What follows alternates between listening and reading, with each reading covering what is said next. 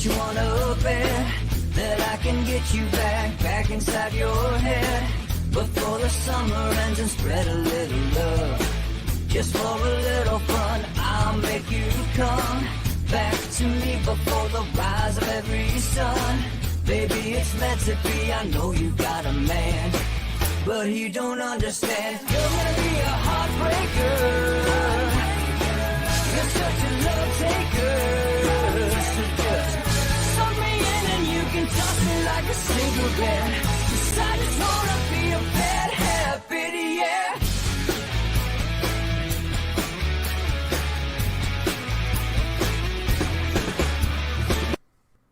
Welcome to Inside the Numbers with the People's Pundit, and now here's your host, Rich Barris. We should definitely have that fade out, don't you think? It should be like, bom, bom, bom, bom, bam. And then it is Inside the Numbers with the People's Pundit. And I'm your host, Rich Barris. Thanks for watching. All right, lots to cover today. 1 p.m. at the top of the hour. We're going to have my buddy Kurt Schlichter on. We're going to talk about the overall theme of the show a little bit more. You know, so let's talk. Every time this silly season, they call it the silly season for a reason, right? Because it gets silly. People say silly, stupid stuff, right? And, you know, like demonstrably false stuff. But they're trying to get their guy to win or their girl to win. So, you know, that's the silly season. Or themselves to win. All right. But, you know, there's always this talk. Well, what about civility? Oh, it's going to get nasty. Politics is a rough and tumble sport. The stuff that's said about me on a daily basis, and I'm not even a politician, is unbelievable. If you don't have thick skin, you really can't do it. If you want to run for office, you definitely have to have it. Although, you know, the bottom line is here. Are presidential primaries ever civil? The most civil one I probably think I've ever, and I'm going to ask Kurt more about this, but I want to spend some time on his column too, because Kurt Schlichter is a weekly staple for me. His commentary is absolutely hilarious. He has a style of writing that is totally different from anybody else. And he just wrote one, which I'm going to read before he comes on. Actually, I'm going to read that really soon. Which I really think is really important. All right, but the one I can think of most civil maybe was the Democratic nomination in 2020. It was civil because Democrats united. They hated Donald Trump. They united, and it started out not very civil at all. Tulsi Gabbard, you're a Russian agent. You're puppet of Putin. That's not very nice, right? Joe Biden, I was that girl, even though the math didn't add up and Kamala Harris was totally full of crap. But still, nonetheless, why was it more civil? I got an argument here, folks. Very, very simple. 2016 was not civil. 2012 was not civil. 2008 was definitely not civil, and it was more uncivil on the Democratic side. 2020 was civil because Barack Obama stepped in and interfered and selected the Democratic nominee. That is just true. Joe Biden is the only nominee, let alone president, to get his butt whipped in every early state. In each of the 4 states, Bill Clinton was the comeback kid because he didn't even win it, but he did much better than expected in the state of New Hampshire. Well, by that metric, Pete Buttigieg was the runner-up to Bernie Sanders, not Joe Biden. So why didn't Barack Obama advocate for Pete Buttigieg? Instead, he called him up and he bribed him to get out of the race with a cabinet post. He convinced the media something that the media then convinced Democratic voters of, which is really what it boiled down to. It wouldn't have been believable if they did what they did for Joe Biden in 2020 had they done it for anybody else. I don't think they were very willing to do it for Bernie Sanders because they didn't really like him. And Pete Buttigieg was getting crushed in the polls, most polls. Even when Joe Biden had a lead over Donald Trump, Pete Buttigieg did not. And there was some silly polls, let's be real. There were some silly polls, which showed a relatively unknown person, a mayor of a small town in Indiana, beating the president of the United States. If you find that believable, I have a bridge to sell you. In all of the horse race polling, it definitely showed that Joe Biden was probably going to be the strongest candidate against Donald Trump. Why? Because he had this, and it is, a fake image created around him that he's this decent guy. Everyone loves Joe. They largely viewed Hillary Clinton to be hated, and that's why Donald Trump won. This is a problem, and we're going to go over it. This is a problem for Joe Biden now because he is not loved anymore. He is not viewed to be you're that crazy lovable uncle who sometimes says things that are a little out of turn. Nah, the real Joe Biden, who has always been a prick, is out now. And that's just the truth. That's an objective statement. I'm not making that's an impartial statement. It's true, Laura. He's not a nice guy. So stop yelling at me in my ear for using the P word. He's not a nice guy and never was. He had that image, but they used it. Barack Obama then convinced the media that Joe Biden was the only one who could win. If Bernie Sanders took Super Tuesday, it was over. And Barack Obama did not believe a country would elect an outward socialist. Nothing I'm saying here is a secret. It's just not reported all the time because the media loves hiding their little stories from you. Sadly, true story, true that. Sadly, polling the Democratic nomination, I can see it clear as day. The voters don't want Joe Biden. They don't believe in corporatism, which they believe Joe Biden represented. The neoliberal corporatist, which is a nice way of saying fascist. I mean, let's get real for a second. Government control over a private sector is fascism. That is the economic definition of the political system known as fascism. It has nothing to do with race. Nazism was its own form of fascism because it had the racial element to it, or ethnic cleansing element. But that is not a requirement or a necessity for fascism. Fascism is the public sector, the government, directing what looks to be a figurehead of a private company or industry, directing their capital, directing their goods, directing their labor. It's just a more moderate form of communism in the socialist sphere, but it nevertheless is a left-wing ideology. And the voters in the Democratic Party said, I want the real thing. I want Bernie Sanders.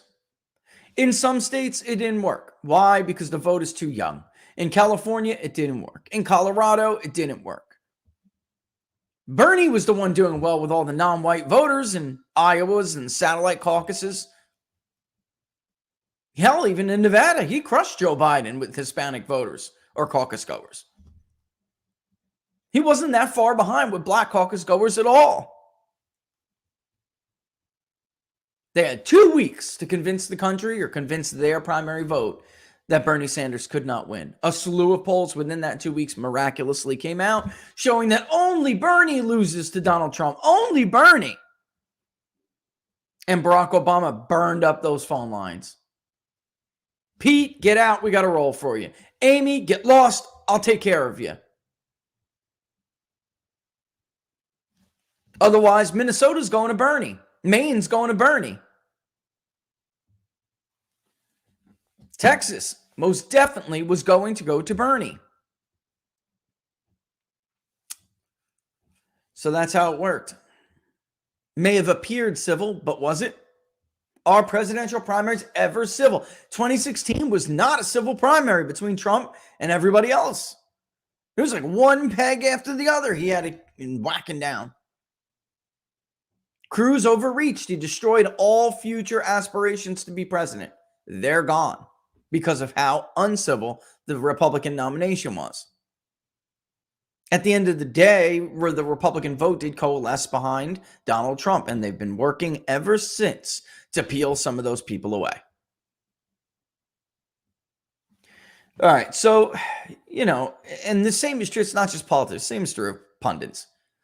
Something like this happens and people lose it.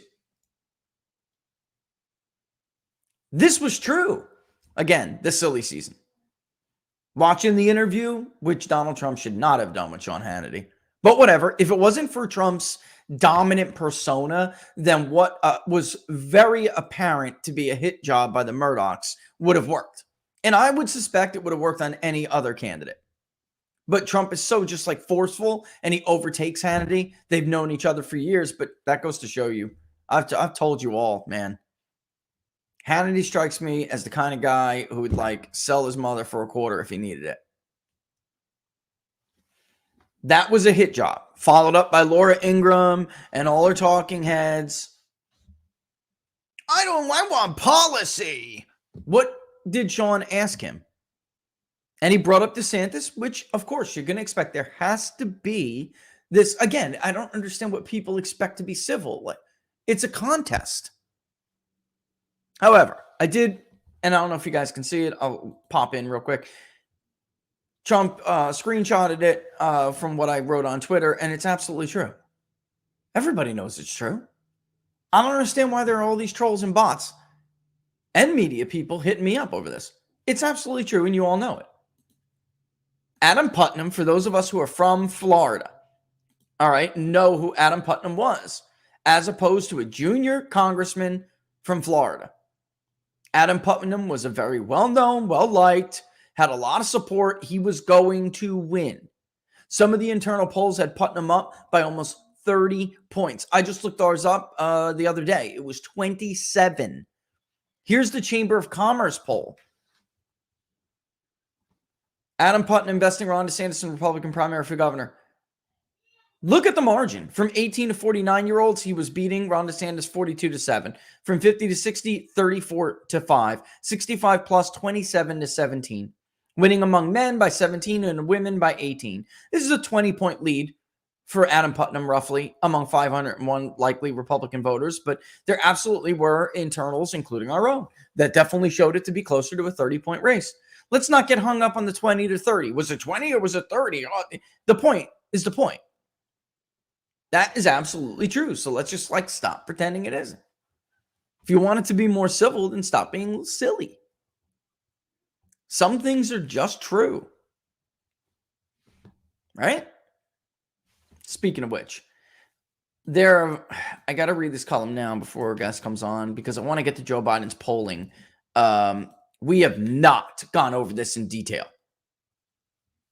Why? Because I think we're getting a little guilty of what the media does. They roll us from cycle to cycle. We have to kind of stay focused here on what's historically important. Dean Phillips, Minnesota representative, is arguing that somebody else should run for the Democratic nomination. That Joe Biden is too weak, he's too old, and although he beat Trump in 2020, they're not going to be able to beat him again in 2024. That is Phillips's argument.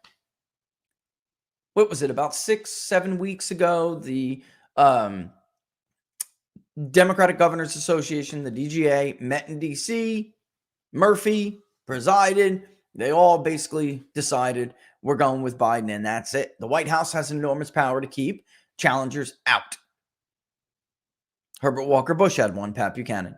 Carter had one, Ted Kennedy. So the general thought is that primaries are really bad for incumbents, and they are. But what we can't answer right now, and what Phillips may have a good point, is that none of them were really this weak. So while we know primaries are bad, what we don't know is how bad it is to have a nominee who is this weak among their vote. And we spent a lot of time talking about the Trump or bust vote. We're going to look at the Democrats now. Do you, if your choice is not the Democratic nominee, will you vote for the Democratic nominee? Will you consider voting for the other party's nominee, or would you not vote at all? It seems to me Joe Biden has a problem, especially if the nominee is an enthusiasm driver, a turnout driver like Donald Trump. So that's one of, I mean, if you're a nerd like me, and it really comes down to psephology and you love it more than you love the 24-hour news cycle and the attacks on this one and that one. And if you love the game itself and the history of the game itself, one of the most important things you need to be looking at this year is whether or this cycle, not this year, next year. But well, yeah, already started. Will start this year, but at the presidential level, when we get to the general, was it And this, of course, is assuming that Joe Biden doesn't have a nominee challenge and survives. We read the column from The Atlantic the other day. It doesn't look like anyone really has the stomach to go against Joe Biden. And it's not because he's not weak. He is. They're afraid of repercussions. They're afraid of what will happen to them. My God, look at the people of East Palestine. They vote 70+% for Donald Trump, and they don't get any help in an environmental disaster. They may have babies with 3 eyeballs out there soon. Nobody gives a damn about them. Why? Because they didn't support Joe Biden. You think they won't do that to their own? They'll cut them off. They'll cut funding off. They'll cut projects off in their districts. Phillips got stones, man. Stones to make these comments publicly. Because privately, many Democrats will tell you that they think Joe is too old and that he's going to lose. But they're just afraid. And those who don't believe that, the general consensus is, why would we go with Biden? Go with someone other than Biden. He's the president, number one. And number two, he's demonstrated he can be Donald Trump. We're taking a risk on someone else. That's the question. Who was right? This is what, if you love this game like I do, this is what you need to be paying attention to. Who was right? Was Dean right? Was Phillips right? Or was Governor Murphy right? Because while we do know that primaries are bad for incumbent presidents, we don't know at what level of support it's worth taking the risk to try to nominate somebody else. Lyndon Johnson just bailed. He didn't even try to seek re-election. So we would have had a modern example, but he bailed. He decided, no, I don't want it anymore. I'm not running. Like he was going to be embarrassed. This may be an example of what would have happened to LBJ if he didn't exit the race. All right, so let's take a look at, we'll come back to Joe. Well, no, let's do Joe Biden now. And then we'll do Kurt's column before he comes on, which you got to read. I'm telling you, you got to read it. I always read Kurt's columns because they're funny. They're entertaining. They're different.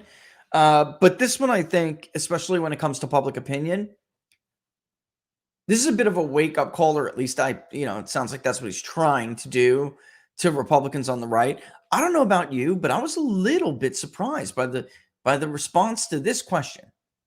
And this dovetails into what Kurt is saying. I know you guys need me to zoom in. Let me zoom in. I know it's small. The other day I saw the zoom. Okay. So we zoom in a little bit, and let's just do by party detail, okay? Or party. Just party even. We can go to party detail in a second.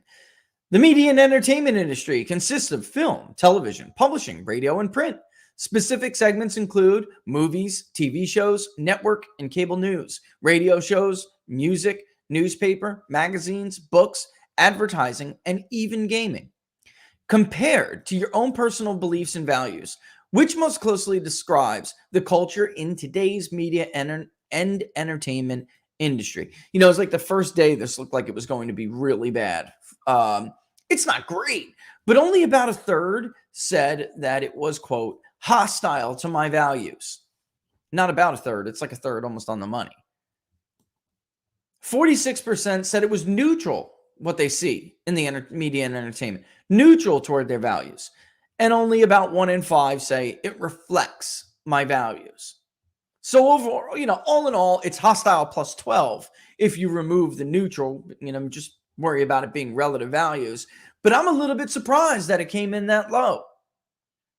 Somebody on Locals brought up, oh, by the way, Locals, how could I forget?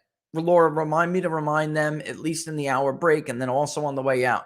We will be having a live event for the Wisconsin Supreme Court race next Tuesday, and B, there will be live results on People's Pundit Daily. I told you we were going to handle all of this year, and it's basically our preparation, trying new things, ahead of the presidential election, which will be, of course, the Super Bowl.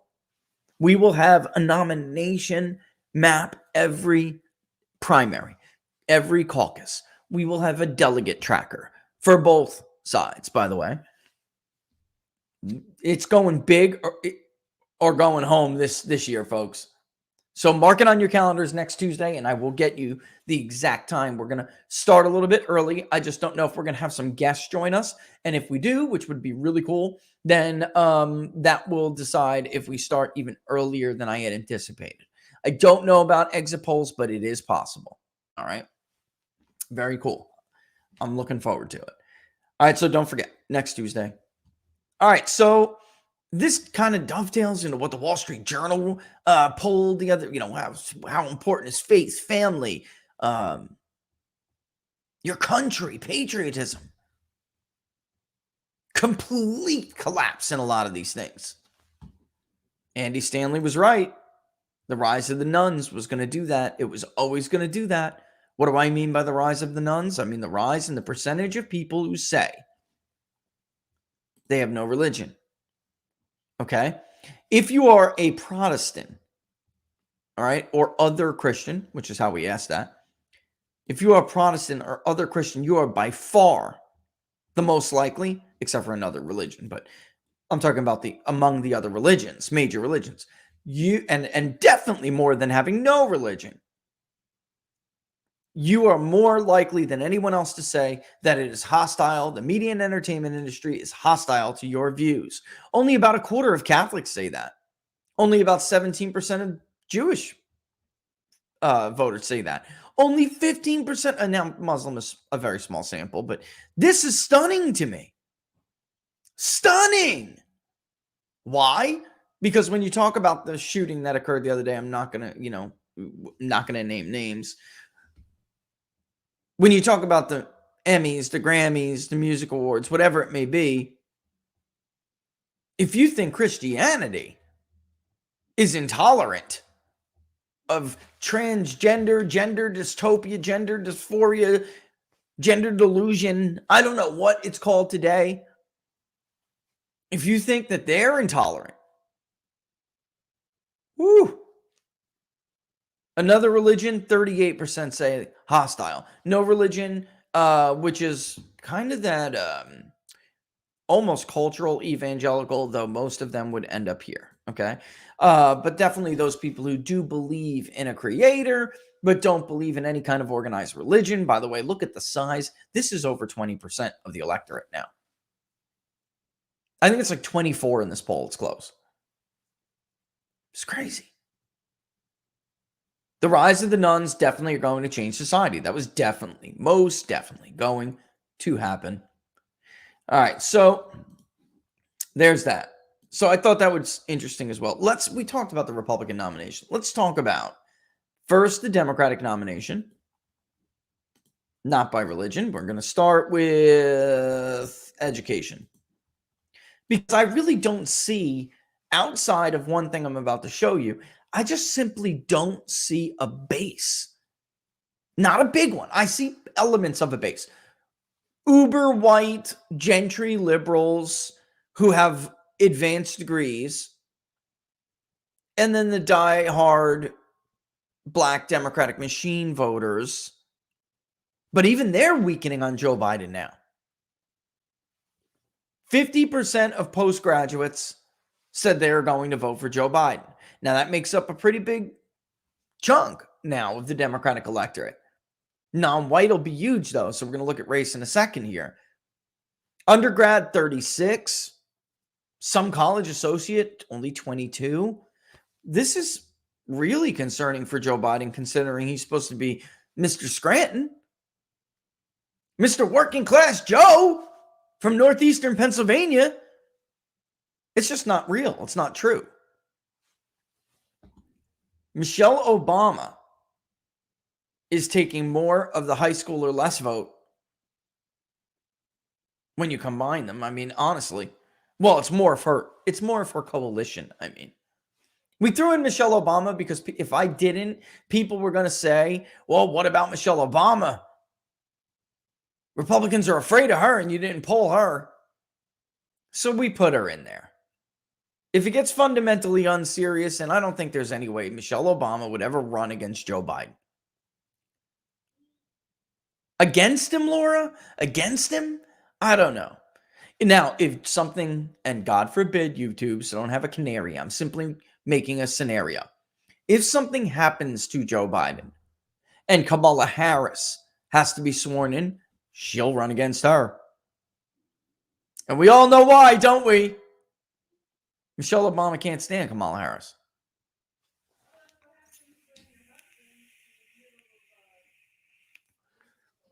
I'm just going to let that be muffled in case you heard it, guys. Laura something. All right, so there you have it. Let's look now at race, and let's look at race detail, even though some of these have very small sample sizes. White, not Hispanic. Joe takes 34.4 to Michelle Obama's 10.4. Even Pete Buttigieg gets 10. Bernie Sanders gets 10. Pete Buttigieg has no black support. Never did. That's why a lot of Democrats advocated, and they are changing the primary and caucus calendar. They're changing the nomination calendar on the Democratic side to protect Joe Biden. They're moving up primaries with more non-white voters. They're trying to reduce the impact that white voters have in the Democratic primary. They don't care about Iowa anymore, especially if Donald Trump's going to be the nominee.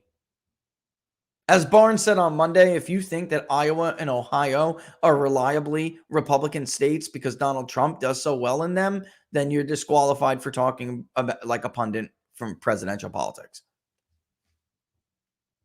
Iowa and Ohio are Trumplican states.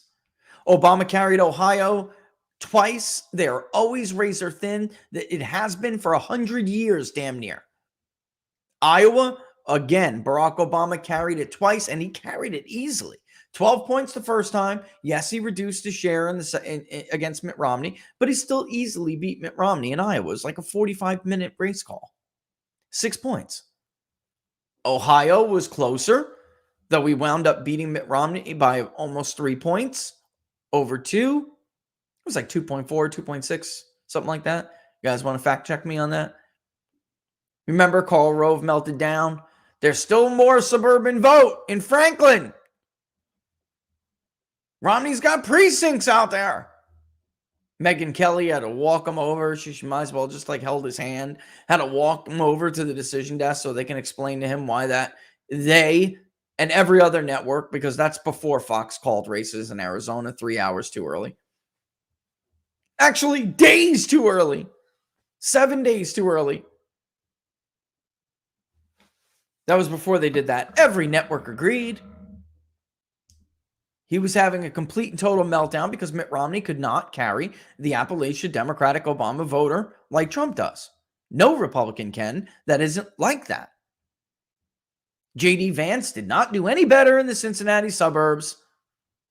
He won because he did extremely well in areas that most people thought Pat Ryan would do, or Tim Ryan, would do a better job because he's from there. Mahoning. Didn't happen. He did better, but he just didn't do good enough. Vance beat him in his own backyard.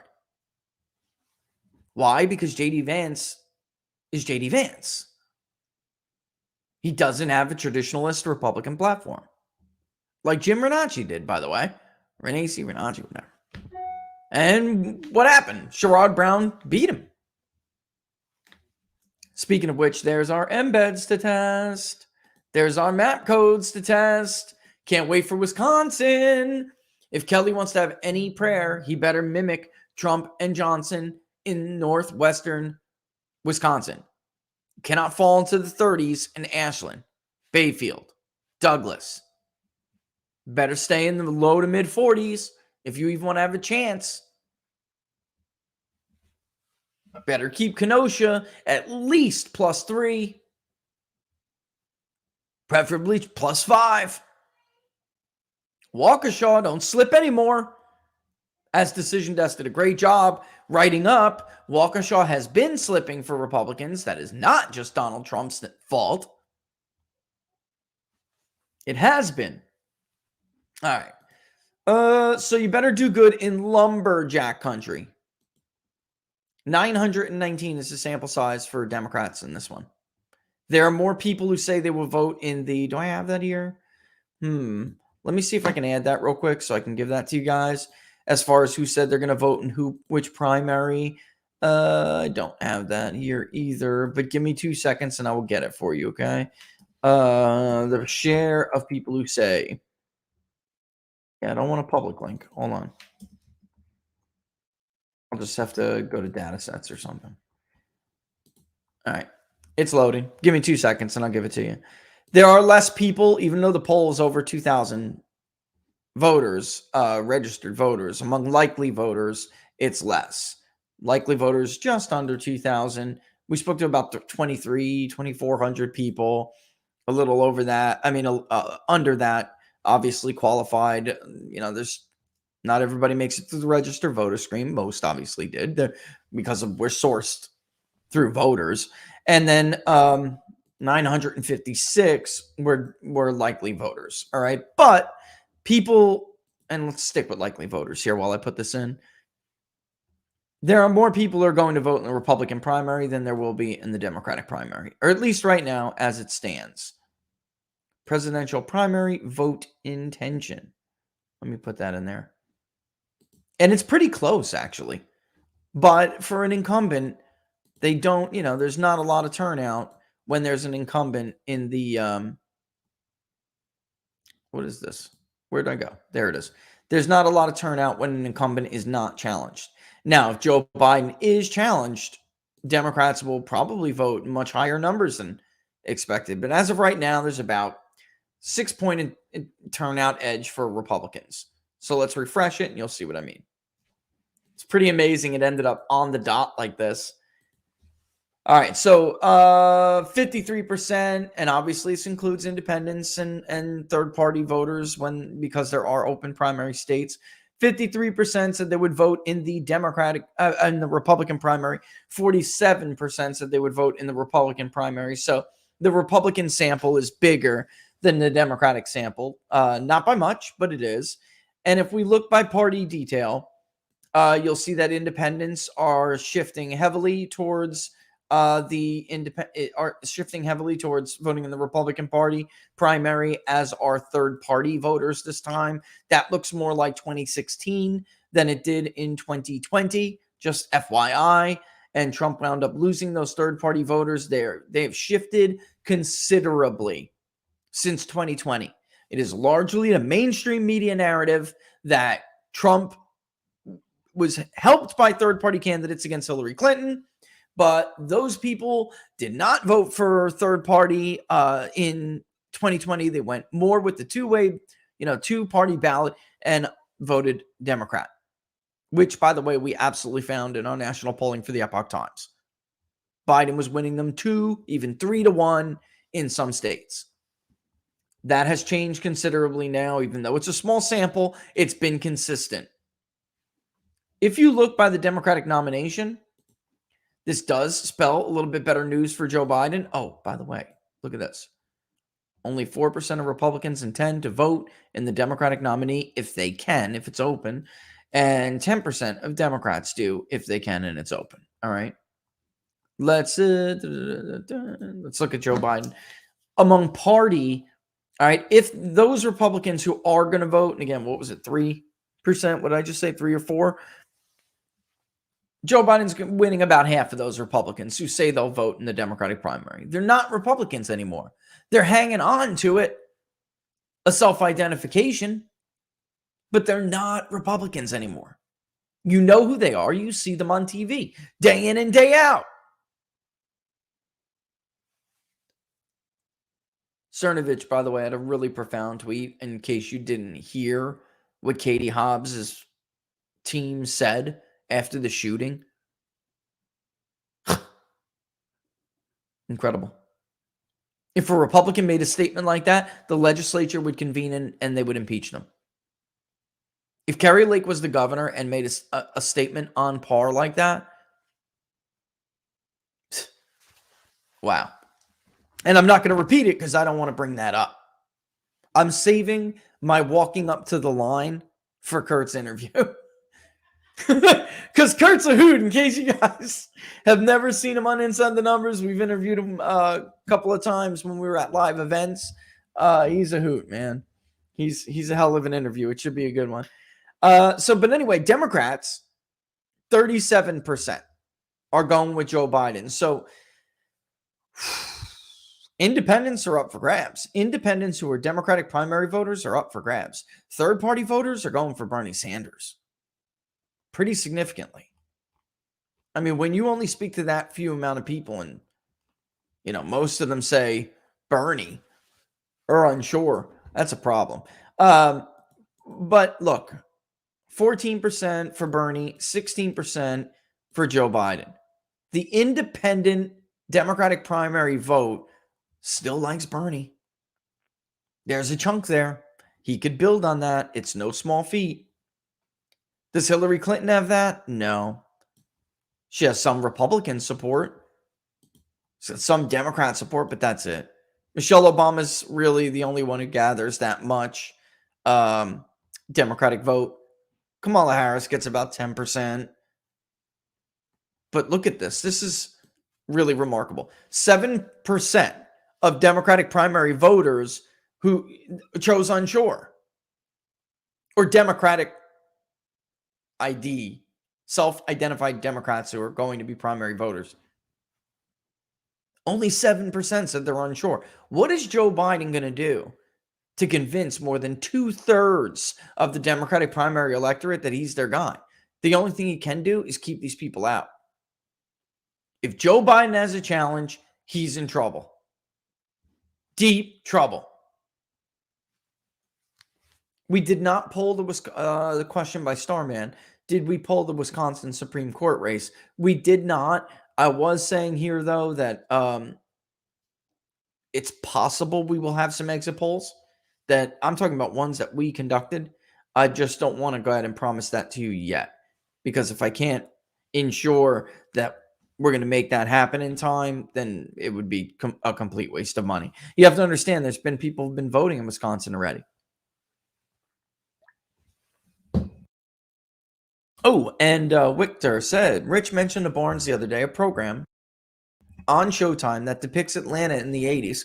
Can you ask him what the title of that show is? BLM. Right? No, not BLM. BMF. Sorry about that, BMF. I didn't mean to do you like that. Black Mafia Family. It's about Demetrius and Terry Flannery, who were, if it wasn't for Meech's propensity or big mouth, he's got big mouth. He likes flashy stuff. They were like gangsters in the 80s from the Big D, Detroit, wound up branching out and eventually, especially Meech, based in Atlanta, and they were, organized crime, drugs. Very, very graphic, sexually explicit. I'm just warning you right now. But it does show a good depiction about Black culture in Atlanta and how it changed and really blossomed in the 80s. And in fact, even though there's a lot of Black culture in Detroit, they'll even show you, it'll even depict how shocked they are in the South, how influential Blacks are. Culturally, politically, business-wise, it's something else. But again, it depends if you got a stomach for a show like that. Personally, as Laura will tell you, I love mob shows and stuff like that. After all, I am a kingpin. Remember, Laura? Unbelievable, these people. All right, Joe Biden's winning Democratic men 35-11, but women are still not sold by Joe Biden. 28-15 to Michelle Obama. Guys, this is very weak. I don't mean to keep going on and on here, but this is very weak. Joe Biden's not even taking half of self-identified liberals. Trump is taking more than half self-identified conservatives. Moderates, 26%. They're a big chunk. Democrat, big chunk. They're bigger than liberals. Conservatives, which is very small, but they will be there, 27%. income.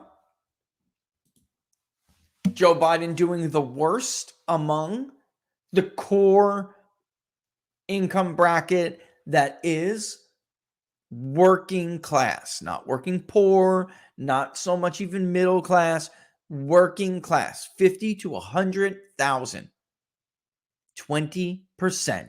That's it. Bernie and Michelle Obama are right on his heels. Hell, even Kamala Harris and Pete Buttigieg each take a 10th. In fact, that's Bernie's best category. That's his best income bracket.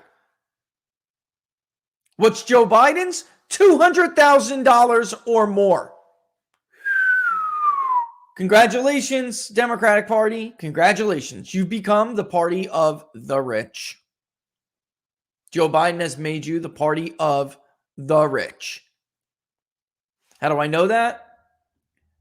He is performing extraordinarily weak among anyone who doesn't make 200,000 or more and is trailing Donald Trump in every income bracket outside of 200,000 or more. And I will say this, $200,000 in a family of 5 is not rich, okay? But I'm telling you, there's a lot of rich people in that sample. These are better to do people. Let me put it that way. Under 30, the underclass, that along with the upper class is supposed to be a Democratic vote, even though we talked for 6 years about Trump's appeal to the working class. I had brought this up over and over again. It depends on what the education level is. Not anymore. The underclass is going for Trump by 6. 30 to 50, 49 to 35.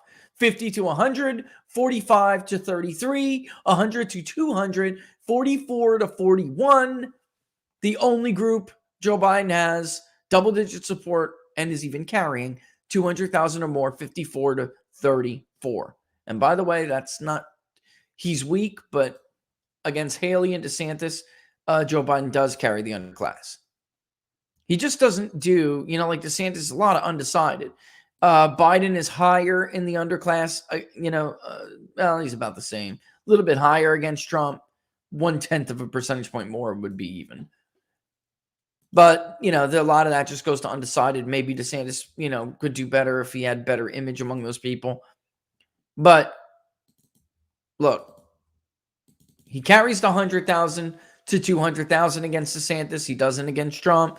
And yes, the 30 to 100,000 is closer. And then the 200,000 or more is not 20 points, it's 23 points. But it's still weakness for Biden. Still weakness. His approval rating was better in the likely voter sample than it was slightly in the registered voter sample. I know that's weird, but it's true. And you can see here that only those who make a lot of money have a significantly high approval rating for him. Look at that. That's impressive. 48% of those who make 200,000 or more strongly approve of the job Joe Biden's doing. 23.7% somewhat approve. 100,000 to 200,000 is right on the line there, but it's very even. You either like him or you don't. It's very, very close. 48 to 48, 49, 49, really. And he loses that group to Trump.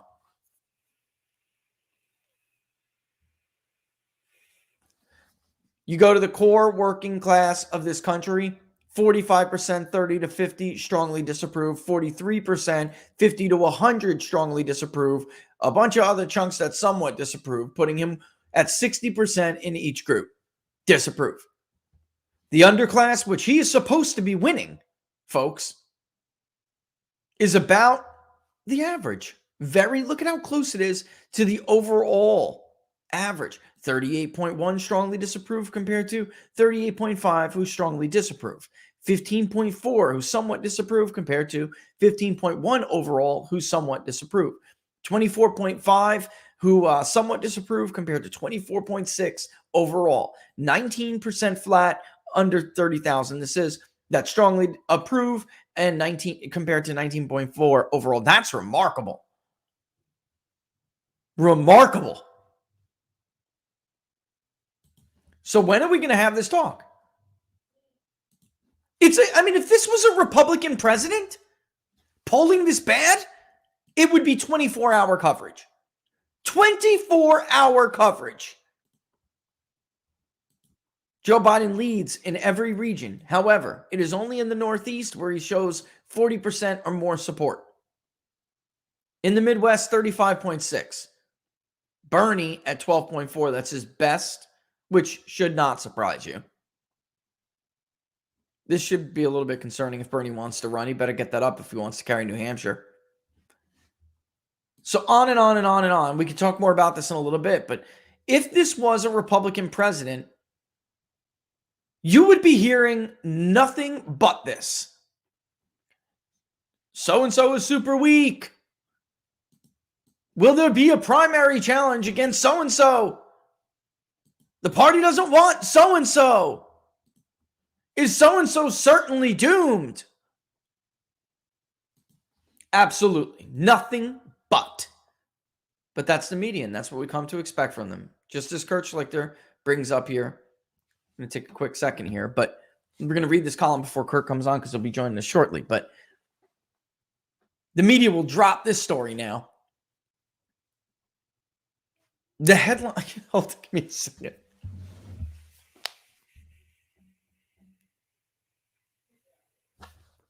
I don't think that you can see this unless you subscribe, but we're going to read it together right now. And actually, Laura, if I give this to you, can you share this to everybody? Of course. Thank you. Best producer ever. Understand that some of them want you dead. Laura laughing on the other room. I'm telling you, you got to read the guy every week. Nobody writes like Kurt Schlichter. Nobody writes like Kurt Schlichter. Number one, most of them are too afraid to. Number two, I don't think they could do it. It wouldn't work because he's got a very colloquial style of writing. And it just does, believe me, as an editor in 2 different online sites at one point in my life, not everybody can make it work. I would kick them back constantly. Like, do this right. It's not working. I did it to Laura all the time. Yeah, but Laura, I had all these other writers that would submit these opinion pieces, and it was like, I can't just rewrite this thing. You either have the gift of writing colloquially like that, or you don't. All right, so understand that some of them want you dead. Out this morning, Kurt Schlichter. Some psycho freak attacks a school and murders kids and teachers, and you naturally want to draw a lesson from it. But it just happened, and we do not actually know anything except a basic outline of the facts. One problem is that we may never know. If the facts are determined by the regime to be counter to the license and prove narrative, then we will never know them. This will go down in the forgotten atrocity file because it is not useful for the purpose of subjugating us. Of course, some of these people are not satisfied with mere subjugation. They want extermination. For a slice of the Twitter pie, the massacre at a Christian school was a cause for smug celebration. Take that, Jesus people. And if you think he's kidding, you weren't on Twitter yesterday. And I'm telling you, the funny thing about this is, Michael Knowles was locked out of his account because he quoted Romans, which explicitly states, do not take vengeance. Vengeance is mine, says the Lord. Of course, some Bible-ignorant techie at a cubicle would think that somehow this new fake thing called violent speech. There is no such thing. But read the Bible, for crying out loud. Maybe look it up before you ban somebody. It is explicitly stating, do not seek revenge on your enemies or those who did you wrong. God will handle them. Or at least in that particular context, it does. Banned. Sean Davis. Statement of fact. The editor of the Federalist. A statement of fact about who the shooter was and what they were what they had to, I'm not going to get into it until Kirk gets on. And boom, they were going to actually get rid of it. It looked like they were gearing up to get rid of him completely. But people went nuts and Elon Musk was tagged tens of thousands of times, if not more. And he had no choice but to look at it. You need to accept that some people want you dead, Kurt writes. It's nothing personal, though, because you're not a person to them. You are an other, an enemy, a designated villain for whom no suffering is sufficient to purge the crime of being you and not understanding that your proper role is submission. You look at how the other socialists through history of various flavors convince people to engage in genocide, and you realize it's all the same. He's so right. Again, R.J. Rummel, death by government. The other is bad. The other is not human. The other must die. The Russian Bolshevik socialists thought that way as they murdered millions. And the German National Socialists thought that way as they murdered millions. And thank you, Kurt, for properly and correctly recognizing that Nazis are socialists. They are left-wingers. We only branded Hitler as a right-winger because we needed Uncle Joe, and we didn't want to put them in the same basket as him and Roosevelt, frankly. Who was also a leftist. And the Red Chinese, the Khmer Rouge, the Cuban socialists, all of them butchered those who were not quite human, not because they were no Homo sapiens, but because they were not new socialist men. This is the same with only the scope and terminology.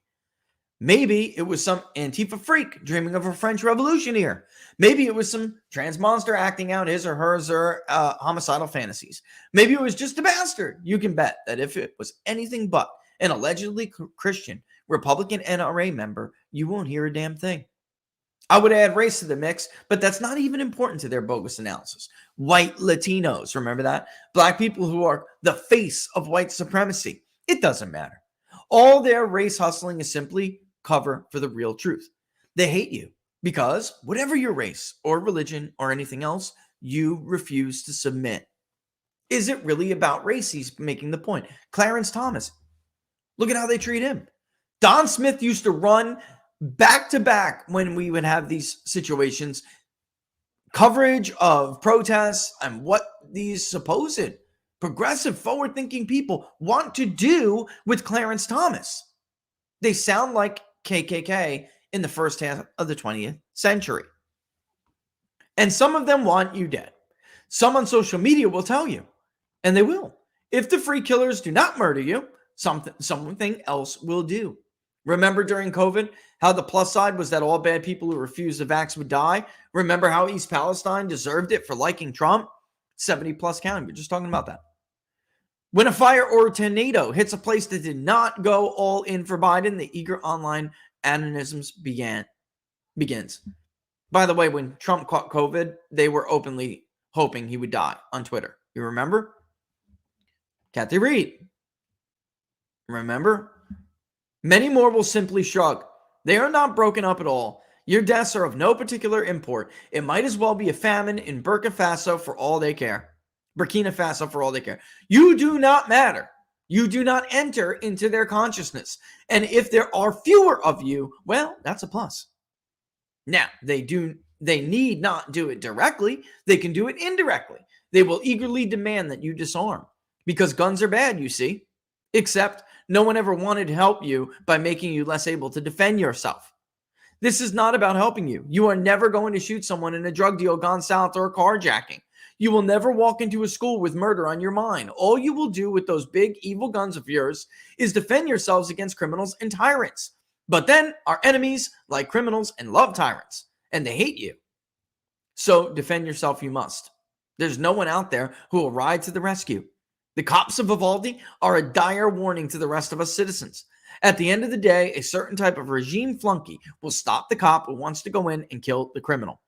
And we have to point out that those two, especially all of the police involved in this, but those two particularly that the police department put up are absolutely heroes. They did what the cowards in Broward would not do during Parkland. They did what the others in Uvalde would not do. And they ran in and did their damn job, and they saved lives. We can't even begin to estimate. All we know is that they were quick. They didn't think about it. They didn't wait for permission. They went in there. It was an active shooter, and they handled business. And God bless them for it. You saved children's lives. And that certain type seems more and more common. It's by intent. If you live in fear, you are easier to rule. You want to disarm, if you are armed, until they can fix that, they want you neutered.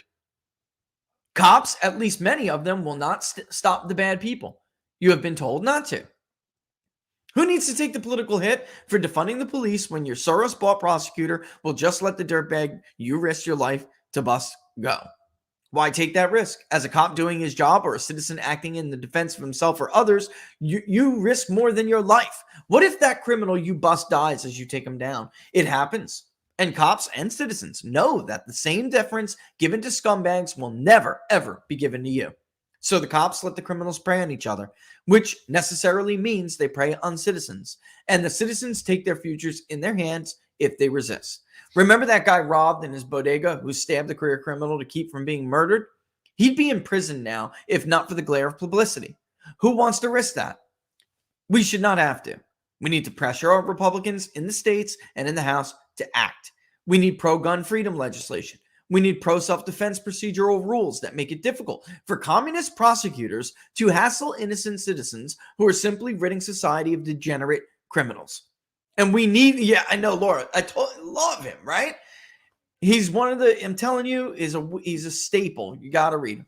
And we need laws that allow Republican governors to fire prosecutors who protect the criminals instead of the citizens. Understand that a lot of these people really do prefer you passed on. Time to stop letting them put that into action. We must defend ourselves because no one else will. My super secret email address is, listen, sometimes you just got to put it down on paper. And I'll tell you, it's very, very, very, very rare that somebody puts it down that honest. Yeah, I mean, and let me just answer this before Kurt gets here. We're going to go to break when we do, and we'll come back with him when we come back from the break. But Noble, I'm Marianne Williamson. I definitely will put in the next poll. That's a very fair question. And, can she take a bite out of Joe alone? No. I mean, she can take a bite out of him, but I don't think that she will have enough money to really look, the White House is extremely powerful and can really keep down challenges. So it would have to be somebody of import, and I'm not putting her down. I'm simply saying that even the media knows that she's a little bit too outwardly left-wing nuts to push her. So they will defend Joe against her at like all costs. All right. Well, that's a really good question. It's just I should have probably put her on there. But again, I got to tell you, this idea that Kurt is talking about, Ron Klain was the source of the story. I'm reading this and I'm thinking about Ron Klain, which Fox News wrote as their anonymous source. It was Ron Klain. At the time, Joe Biden was still not polling particularly well against Donald Trump in the battleground states. It was at the beginning of COVID. People were actually approving of how Donald Trump was handling COVID. If you remember, his approval rating hit all-time highs in some of these polls, particularly me. I argued at the time that they were full of crap, that these people were trying to get Trump into this trap because they knew the economy was his Achilles heel. Anyway, I digress. At that time, they go to Ron Klain. The stories about how Joe Biden is getting still beaten in these polls, a lot of these polls, and that Trump's energy is just so much. And Ron Klain said, wait until there's 200,000 body bags. But he said it the way you say it when you're hoping for something. When you want something to happen. Not only want it, you're counting on it to happen. We're going to take off like a rocket in the polls. We're just waiting for all these people to die. I put up something the other day on Twitter too, which I wanted to share. You would never think this now. And it was Romans 12:19, by the way, if you want. I think they let him back at this point. But where are we? Here we are. All right. You may not realize this, or you may be surprised to hear it, but above all, how they get these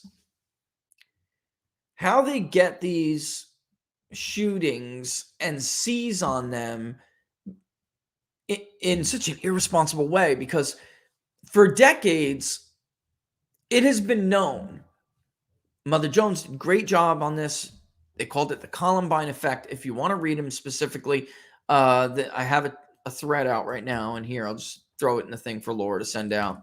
And if you're not on Twitter and you really want those links, I'll give them to you.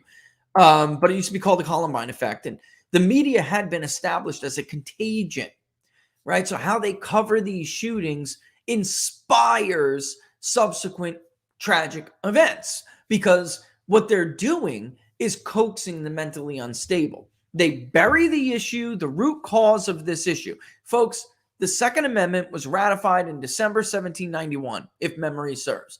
We have had the Second Amendment in this country for nearly 3 centuries.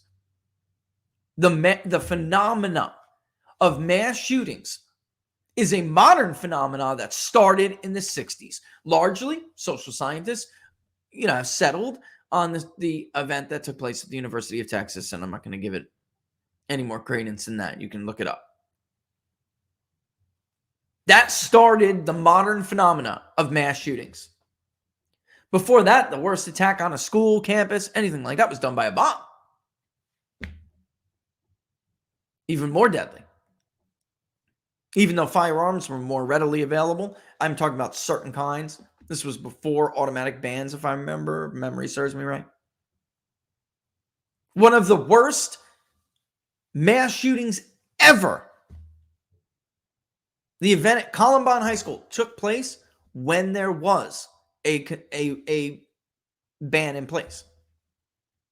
An assault weapon, which I hate that terminology because it's not accurate.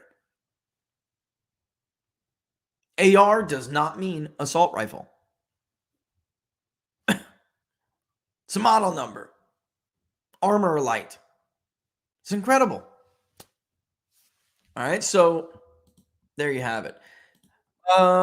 Let's go to break real quick. When we come back, we'll bring on Kurt, but I want to save that conversation I was just about to have. I want to save that for him because the media knows this. They've known this for years. I know, I saw it go in and out. They know they're the contagion here. They know that they are causing these events, and they are hiding the real root cause. The truth is they just don't care. They're so driven by ideology, they don't care who they hurt. What I'm telling you is they're literally willing to sacrifice your children so they can get rid of the Second Amendment. That's more important to them than the lives of your kids. The FBI has told them this. Academia has told them this. They don't give a damn. When we come back, we'll talk to Kurt Schlichter more about it. Let's go to a real quick break, all right? All right, why is China hoarding food? Experts say that China is hoarding a massive amount of food. They will soon have over 2/3 of the globe's corn reserves, over half of its rice, and over half of its wheat. But when asked about it, they lie. One expert on China says of course, they will never admit to doing something like that. Well, what does China know that we don't? When it comes to global food shortages, China is the canary in the coal mine. China is the world's #1 food importer. They rely on the rest of the world to keep their people fed. So they can't afford to mess up, or there will be riots, civil panic, or even worse, when over 1 billion people can't eat. What does that mean for Americans like you and I? 2 words: food shortages. That's why it's a smart idea to stock up on a kit of the best-selling 4 Patriots survival food. Create your own stockpile, like Laura and I have done for our family, of the best-selling 4 Patriots survival food kits. They're hand-packed right in the USA. The kits are compact. They stack easily. They have different delicious breakfasts, lunches, and dinners, and their 5-star reviews on their website rave about their flavor and their taste. Right now, you can get 10% off your first purchase, 4 Patriots survival food, by typing in the code TPP10 at checkout. Again, it's TPP10. Go to 4patriots.com, use the promo code, and get your 10% off today. That's 4patriots.com. You use the promo code TPP10. And as I always tell you guys, you get that 3-month survival kit. Use the 10% off to get that, because it, number one, is the best deal. Number two, before you do, you'll get to see what else you get with the kit. You might wind up buying something on there that you wind up getting as a perk for the kit. So there's my consumer protection tip for the day. As always, get the 3-month kit, see what you get with it. Like that, maybe like one of the cool water purifiers, solar thing. That was part of that. All right. So most definitely take my advice. TPP10. All right, moving on. Guys, send us what you think, of course, when it comes to Field of Greens, anything. We want to hear your feedback. All right. Rest of them, Field of Greens, everyone seems to have a great experience, especially compared with some of the other stuff they tried in the past, and we've been through it ourselves. It's junk science. They use extracts of common produce department fruits and vegetables with few health benefits. And that's why we take Field of Greens. It's the whole organic fruit and vegetable, not a watered down supplement. And it's backed by a better health promise. Each ingredient in Field of Greens was scientifically chosen to support vital organs like heart, lungs, and kidney health. Others support immune system, blood pressure, metabolism, and healthy weight loss. I don't eat as healthy as I should. Who does? That's why I take Field of Greens. Like me, you'll probably look and feel healthier fast and have way more energy. But your best proof will be at your next checkup when your doctor says, whatever you're doing, it's working. Keep it up. Let's get started with 15% off. Go to fieldofgreens.com. Use the promo code TPP for the People's Pundit. That's promo code TPP at fieldofgreens.com. And again, I'm just telling you guys, send your feedback. What flavor do you like? Also, lastly, don't stop. You get those immediate benefits, but give it 2 weeks. Feel your, and pay attention to things like your hair, your skin. No joke. And then, of course, send me your thoughts. All right. Our friends at Jam and Bean are offering an incredible deal for People's Pundit Inside the Numbers. What are the odds viewers? At checkout, if you use the promo code TPP40 when you sign up for a new subscription, you will get 40% off that new subscription, but you will still get the 10% off on your renewals every month. All right. Whether you're getting subscription to coffee, which, by the way, you absolutely should. There's a flavor for everybody over here. These guys are artists when it comes to the roasting of a coffee bean. All right. And their popcorn's delicious too, as many of you already full well know. All right. But when you do, use the promo code TPP40. Get 40% off. It's almost half off on your first subscription. And then you will still get 10% off when you on your monthly renewals. All right. Promo code TPP40. jamandbean.com. Their popcorn's amazing. I told you. I read your emails. I kid you not. I never. Popcorn and coffee are serious business. All right. Serious business. All right. Ladies and gentlemen, if he's ready, you guys ready? All right, we're going to bring on our guest. I want to thank him for coming on. It was kind of short notice. And then this column that came out is perfect timing. So welcome to the show, Kurt. I really appreciate you stopping by. Oh, that was my fault, Laura. Sorry. How you doing, Kurt? I'm doing great. Thanks for coming on. I'm telling the viewers, you're a weekly staple for me when it comes to column reading. It's a gift to write colloquially like that and then make it, just, have that kind of flow and flair. But I really, not many people are going to write something like that, Kurt. So I look at these events and I'm always careful how I talk about them because I don't want to inspire some idiot. But, there's always this celebration that goes on. Let's be honest. Is there not like a real celebration, another opportunity to get the Second Amendment? It doesn't really matter what happens to these kids as long as we can continue to report these stories. But this is a behavior pattern throughout the 20th century. You wrote about it with the Bolsheviks, Mao, the Nazis. This is who they are. Once you're dehumanized, it's just so much easier to do this to people, right? Well, look, it's the classic story. Some people are unworthy of life. They're not actually human beings, so they can be killed with impunity. And we're seeing that. Look, there is a small group who will outright tell you that they are delighted about the murder of little Christian children.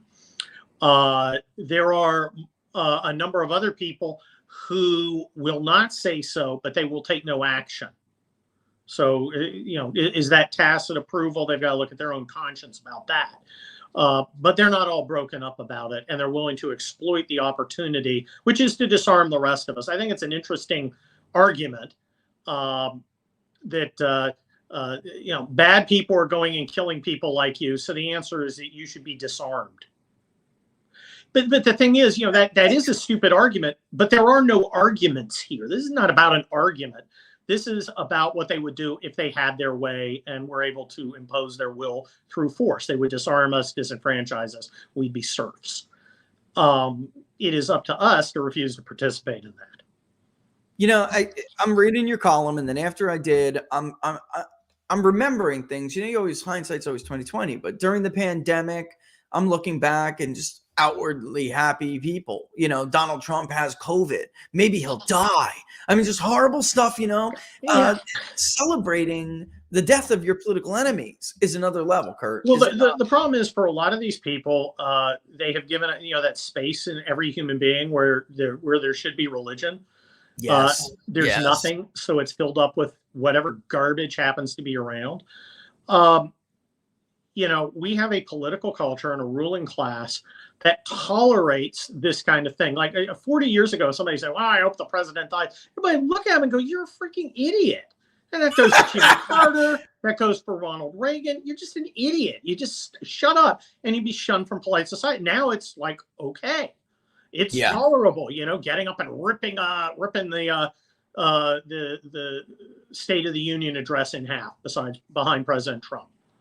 Look, I always thought that, norms and rules and everything were there not to protect me. Because, I'm an ex-soldier. I'm with the guys who have all the guns. I don't need at the end of the day, I don't need protection like that. The rules are for weak people who can't impose their will. The problem is one of the great achievements of America was that everybody said, we're not going to use force and raw power to get our way. We're gonna vote, essentially, boiled down. And if you have people who are saying, well, no, I think I'm going to use raw power, do they expect the rest of us to go, oh, okay, well, I'll keep with voting? Or are they going to go, what are the rules again? Because I'm playing by those. I think it's a very bad idea for people who are inherently weak in terms of the real currency of power, which is the ability to inflict violence, to normalize any situation where we don't resolve things through small d democratic procedures within the context of a constitutional republic. Everybody should do that, and anything that goes against that, including I wish my enemy's dead, should be anathema and should be shamed and shunned. Everybody should go, shut up, you idiot. If Ted Lieu was a patriot instead of a jerk, he'd be saying, what the hell's wrong with you? I don't want the president to die. I want the president to lose. Yeah, there's silence from these people, Kurt. Silence. At some level, I think some of them know what decency demands. I think most are afraid. And there are a few who are like, yeah, I'm okay with my enemies dying. Guys, don't be, if we want a society where everyone's okay with their enemies dying, guess what we're going to have? Like almost every other civilization on Earth. Boy, you remember the Roman Republic was functioning pretty good. And then a bunch of people said, these norms are restraining me from winning. It's hard to win. So I'm going to take the easy way out. Out comes the gladius, and there goes the Republic. Yeah. I mean, I'm not trying to be alarmist here, but guys, you start down that path, you don't know where that path's going to end. But I guarantee it ain't going to end with you happy. Yeah, this is this feeling, and we talk about this a lot here, this feeling that we're like exempt from the rules of history or and the norms of history and just society in general and human nature in general. We have this very false sense of security that something that'll never happen here. That's not going to, but it's not true. In late April of 1991 or 1992, I was in law school, back from Desert Storm, just joined the National Guard. I turned on the TV, and Florence and Normandy, they're pulling a guy out of a truck and nearly beating him to death after the Rodney King verdict. And I was like, wow, this is weird. And within a few hours, I was on the street with an automatic rifle suppressing a riot. There was no civilization. You think this can't end in a couple of hours? You think this is the normal state of man? The normal state of man is the biggest guy around being in charge and taking what he wants. That's the normal state of man. So, you know, I kind of prefer our system, but I'm a pretty big dude. Right. Well, this is also a major problem with this debate is that you have, when you look at the people who are advancing this stuff, they're people who really should be most interested in the system being stable and maintaining balance and order, because in the natural state, they wouldn't fare so well, Kurt. They would not. Look, the problem is if you undermine the foundations of a system that protect you, you stop being protected. But they somehow assume that the rules will never change. And we've seen this happen before. Remember when Schumer changed the rules for circuit court justices? We're not going to allow a filibuster for these anymore because we want to pack the DC circuit. Okay. And now we have 3 Supreme Court justices, thanks to President Trump. And they can't be happy about that. Guys, it's just a fact. You better understand that you're going to be treated. It's like the golden rule. I mean, the golden rule is, you know, it's the answer to a prisoner's dilemma. You know, treat others the way you want to be treated. And if everybody does that, you're probably going to be pretty close to okay. But if you think, I'm going to break these rules because it's expedient for me, and that somebody else isn't going to go, well, it's also expedient for me, and I'm bigger than you are. That's a problem. It's very short-sighted, and it always blows up.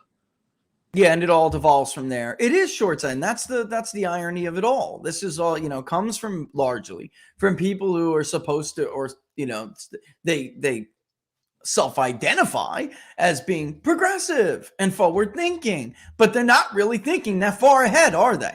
I mean, it will devolve. The idea that there's some sort of coherent ideology behind progressivism, you know, maybe 100 years ago when you're reading Wilson's book on the administrative state, you know, that's an ideology. Even Das Kapital, that's an ideology. This is just about power. It doesn't matter, and it changes overnight. What is acceptable to them? Whatever gives them a short-term advantage right now. We hate guns because you guys have guns. We also love guns in the hands of our people, and we're going to send them with people to arrest you for standing outside an abortion clinic saying, hey, maybe you shouldn't kill your baby. So it's kind of, I mean, guys like you and me and your audience, we're all kind of based. So I get a little tired of the hypocrisy thing. It's like, I don't really want to be, look at them, they're a bunch of hypocrites. It's not, no, they're not hypocrites. You have to believe in something to be a hypocrite. They're just after power, and they're thinking that they're going to convince you to give it up by appealing to rules and norms and customs that they don't feel bound by. And that all that does is make you a sucker and a serf. And we're not doing that. The election of Donald Trump was essentially a giant hell no to our garbage ruling class. And of course, it freaked the ruling class out. And we've been in turmoil ever since. And we're going to be in turmoil until somebody wins this fight. Well, where does this fight end, Kurt? Because it's like, is this something that generationally has to be, or is this something that has to be removed? This mindset has to be removed from society over a period of generations? Well, look, or can you just in a country like the United States, where we essentially have a two-party system created by the necessity of the Constitution and its provisions, you're always going to have a division about 50-50 about something. It used to be ideological. You know, a conservative used to mean these things, a liberal used to mean these things, and they fought, but they had some solid ground where they agreed on things like, well, free speech. Now there's no Correct. agreement and there's no coherence. It doesn't, especially on the left, the right has changed a little. I wouldn't say it's incoherent, but I would say it's morphed based on experience, particularly in foreign wars and that sort of thing. The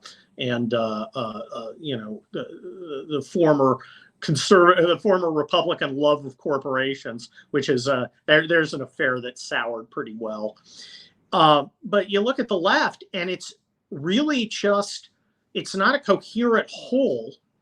They're very big on freedoms that specific groups want as payback, but none other. So it's not, you look at the ACLU, for instance, it used to be very consistent. You're a communist, you're a Klan member, you have a right to speak freely. No, they don't do that anymore because it's not ideological anymore. To be consistent would be to not get the full power of banning people and controlling speech and cancellation. So they don't do it. So I'd like to go back to a system where we're fighting ideologically rather than over power and pretending to be ideological. And I think at some point we're going to have to do that. Yeah, I hope that's how it ends. Yeah, that is really what it comes down to. It's a great point that this used to be elections. You're deciding, who's going to control Congress next. Everyone had a foundation, where they agreed on certain things. The Bill of Rights really wasn't up for grabs or up for debate, and it's not like that anymore because it is all about these short-term gains to increase your share of relative power at that time, and then hurt the people that oppose you. Even yesterday, and this really comes out. It bears out in a lot of different fronts. So Twitter, you have online social media. What do you make about? I haven't had a chance to talk to you about this since then. But what do you make about Twitter since Elon Musk took over? Yesterday, for me, I was always skeptical on this, Kurt. I was. One man trying to save free speech on a platform. That's novel. It's a noble goal. But I really always tempered my expectations. You had Sean Davis state an absolute fact on Twitter yesterday, and he was removed. Michael Knowles quoted Romans, which specifically states not to take vengeance on your enemies. Leave that for God. Look, gone. The situation at Twitter. First, we had this kind of Deus Ex Machina thing where this guy comes out of the blue and imposes free speech or something like it again. Who saw that coming? We got lucky. We keep getting lucky. Reagan was lucky. Trump was lucky. Elon Musk was lucky. I prefer we not have to rely on luck, but as Napoleon said, I'd rather have a general who's lucky than good. It's imperfect, and he is one guy, and he is fighting an organization that actively wants to control what you may say and think. And there's going to be problems. I hope he is ruthlessly dealing with these holdouts. I think he will. He's a tough cat, and that's good. It takes a tough cat to change things, and he's come in for a lot of hatred because he doesn't believe in the leftist ideology. Well, it's not an ideology. The leftist premise, which is whatever we do to gain power is just because whatever end we want is by definition just. So I think, like I said, I think we got lucky with Twitter. I'm not surprised there are some holdouts. And of course, like you said, it doesn't matter. It's not, you can state an objective fact, and that's still not okay because it's anti-narrative. This is not about truth. This is all about power. And every one of their censorship maneuvers is not designed to make things true. It's not about disinformation or misinformation. It's about controlling a narrative. Yeah, and Matt Taibbi testifying malinformation, right? So it's just for narrative's sake. It's that's the goal. That is the goal itself. The goal is not to make sure that people are not buying into stuff that isn't true. And even if it's dangerous, that has nothing to do with the mechanisms that they put in place. This is about a system where you see what they want you to see, and you believe that, whether it's true or not, is irrelevant. totally irrelevant. Even in the Stanford. I mean, that's not a good look for a university like that. They're over there policing people. Well, it's not a good look for us. For us in general. It's a great look for them. And remember, Let's be realistic. My kid and your kid are never getting into Stanford. Thank Stanford God. is about perpetuating the ruling class. So the audience is the ruling class, and the ruling class doesn't care. I mean, they were a little embarrassed because, now a few of them are going to get judicial clerkships because there are a lot of Trump and Bush judges who just won't pick from Stanford, and they hate that idea. That's what they're afraid of. They don't think they did anything wrong. They don't. Even when they, and I know the president of Stanford's words were very soothing about how important free speech was. That's just words. I don't care what your words are. I care what actions are. Yeah, that's lip service. That's nonsense. I don't. Before I let you go, it's got to bring because that was just a conversation about how they conduct themselves during these discourses. As this primary heats up, Twitter, even among the right, between the right, it's getting a little bit ugly. But people are always, making these ridiculous comments. It's called the silly season for a reason. You've been around a while. You've seen a lot of different nominations. Are these nominations ever civil? I don't know what people are talking about when they're saying to be nice about it. I see a lot of people going, well, we should be unified. No, we shouldn't. This is the primary. We specifically shouldn't be unified. Now, I have been very tough on Donald Trump because I consider him a guy I support in general. And I think he needs to hear when I think he's doing something stupid. And some people don't like that. I don't care. I'm going to say what I think all the time. If that comes up for other candidates, I will do it for them too. But the idea that Donald Trump's supposed to hold his punches from DeSantis. I've written a piece, the case for Donald Trump and the case against. In fact, the president sent me a signed copy of the case against, saying, "You're going to love what I'm going to do, Kurt." I thought that was very classic. I was hard on him because I respect him enough to be hard on him. I have never seen somebody who needs a command sergeant major to tell him when he's screwing up more than Donald Trump. But of course, he wouldn't be Donald Trump if anyone could tell him anything. He is a fixed price menu. No substitutions. If you don't want the mean tweets, you don't get the guy who holds tight for Kavanaugh. No, that's what I wanted to have you on too, because you're an honest broker, man. You are. Look, I try to be. I mean, who am I going? I'm going to vote for the nominee, no matter who it is, even if it's Asa Hutchinson. Yeah, but I see. Oh, go ahead. Finish your thought. Go ahead. But the whatchamacallit is not for months. Hell, it's almost a year from now. We're still going to be in the midst of the season, and I don't see any reason to hold back. Look, if you want to earn my vote, you've got to do. I'm sorry, I'm looking here. I got to shut down my computer because there's an emergency. So just bear with me. But if you do what you got to do. But look, if you can't take the heat from another candidate, you're gonna get crushed by the Democrats. Yeah, I mean, they're going to destroy you. They're going to eat you alive. So I think, look, I like Ron DeSantis. I could easily see myself supporting him in the primary if it comes to that. But he's got no right to, and I don't think he's asking not to be part of the conversation. Part of the conversation means people like Nikki Haley saying you're too soft on, you're too hard on the Ukrainians, and Donald Trump saying you're too soft on the Ukrainians. Yeah, I gotta, I give honestly, and this is going to get me some nice comments, but there is a certain amount of, and by the way, I think I read your column on Nikki Haley, what'd you call her? Nikki Harris right? Nikki Harris. Nikki Harris, because there's I think she's terrible. I don't see a path to success for somebody who's essentially running in 2004. But she's she's meeting with donors this weekend. Good. They're going to give her money. That's what you do in primaries. Yeah, you go make your case. You get people to donate to you. She should be on the debate stage. She's got ideas. I think the Republican voters are done with those ideas.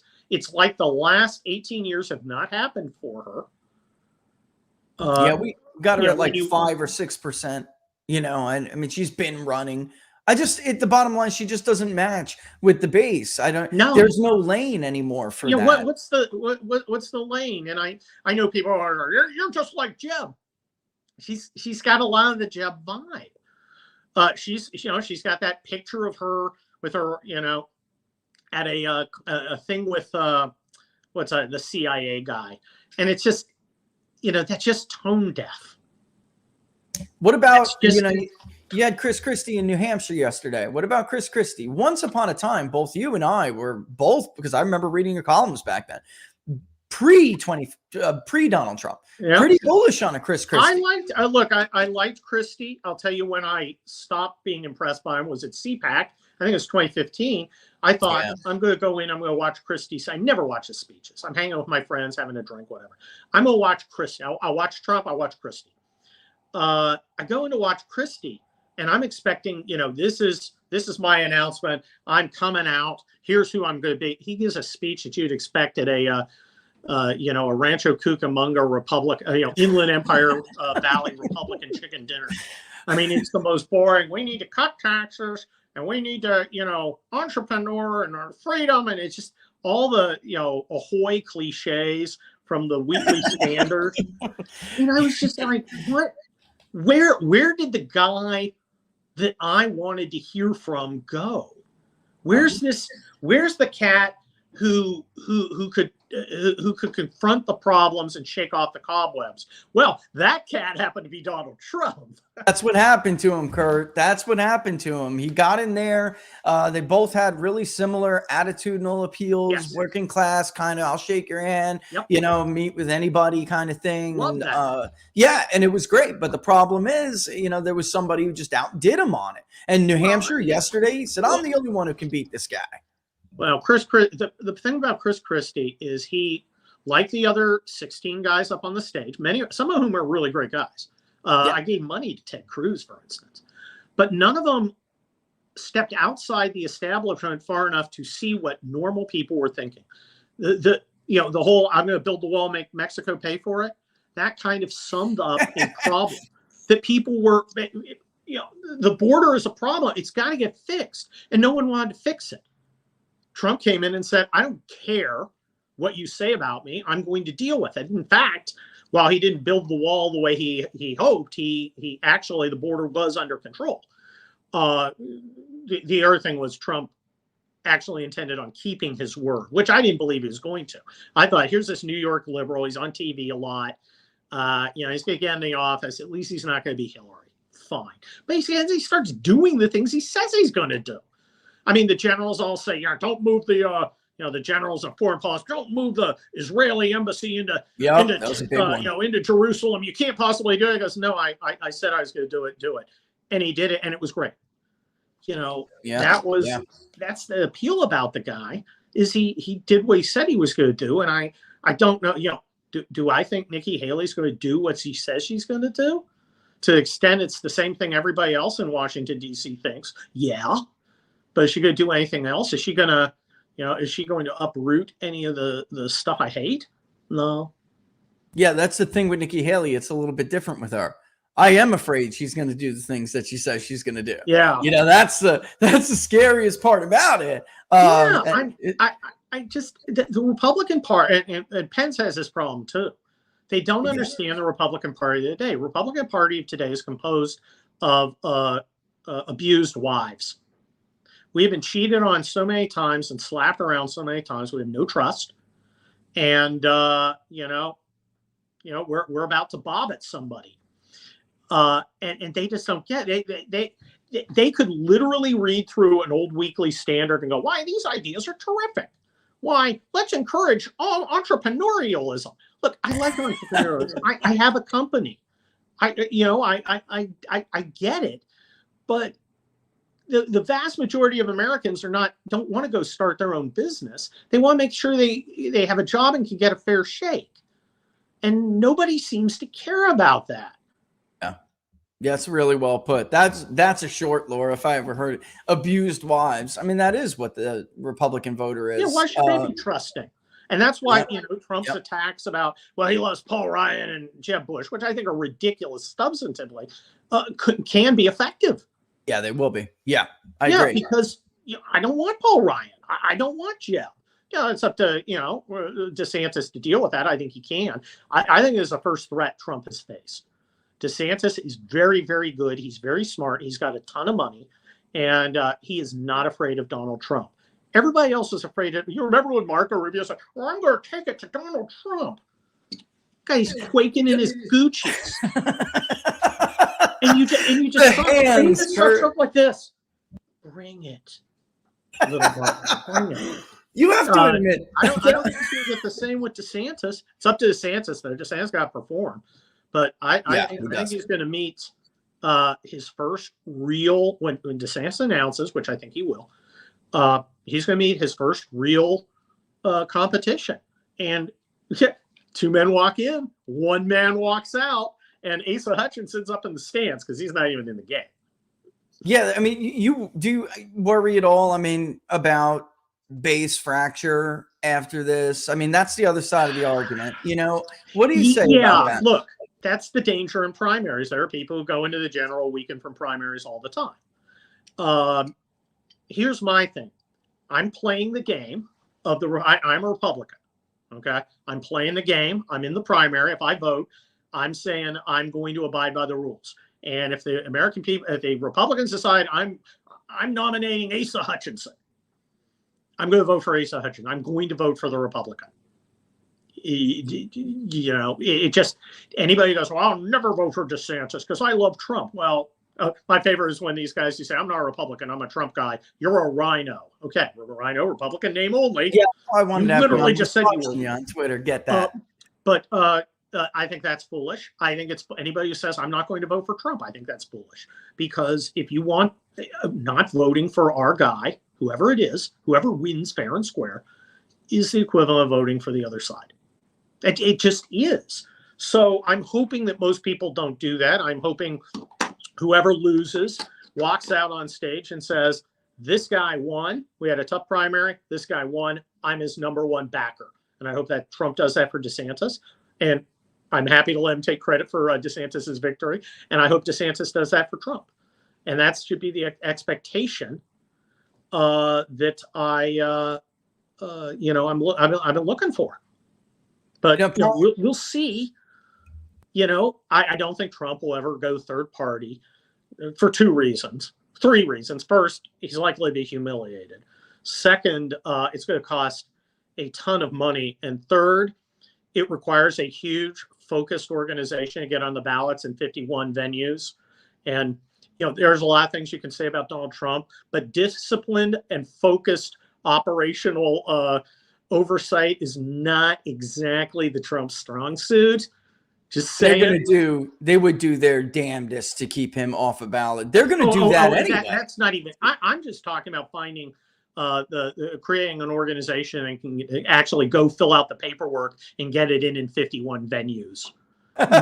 much less the lawsuits that keep him off. Look at how hard it is. They run into the Libertarian Party, the Green Party. They have organizations, and it's really difficult for them. It's a giant logistical pain. That's the advantage of the two-party system. Yeah. But I mean, I could see Trump, Trump's organization dropping the ball. Oh, we forgot to file in Iowa. Can't you? Look, there's another side of this. The media is going to want to focus on the Republican side because they're going to want to tear Republicans apart. But yes. I don't know if you were watching before you came on.